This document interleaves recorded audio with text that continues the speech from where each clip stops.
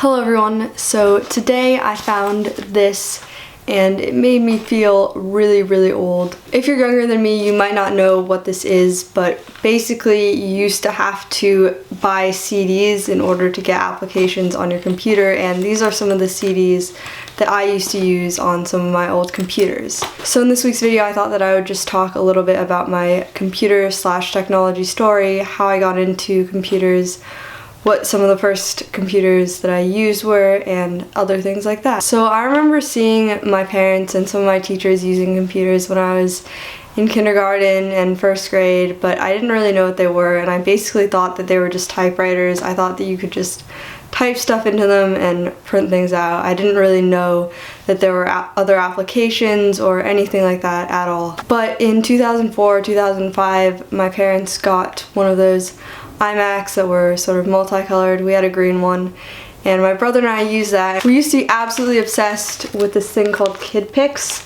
and it was basically this sort of program where you could just draw, and they had these stamps that had different animals or different things, and you just make these like collages, and it was horrible software, but it entertained my brother and I for many hours, and that was really the first experience that I had with computers. So as most of you probably know, I live in the Bay Area. I grew up in the Bay Area, and I actually went to the same grade school that Lisa Jobs went to. So if you've seen the newest Steve Jobs movie, they actually mention the school in that movie. And even though I didn't go to the school at the same time as Lisa, our school was pretty loaded with Macs.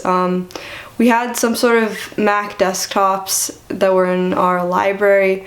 I don't know exactly what type they were because it was a really long time ago.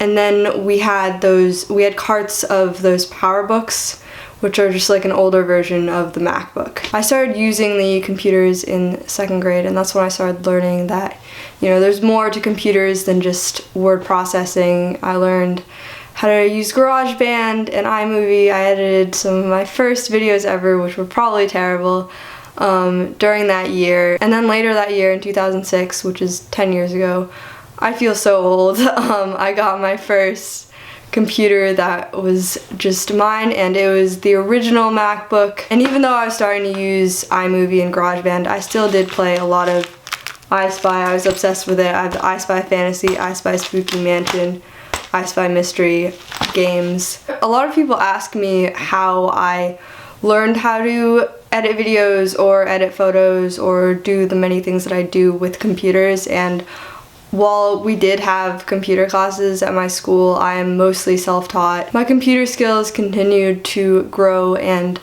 evolve during my elementary school and middle school years. Right before I started high school, my MacBook was about to die.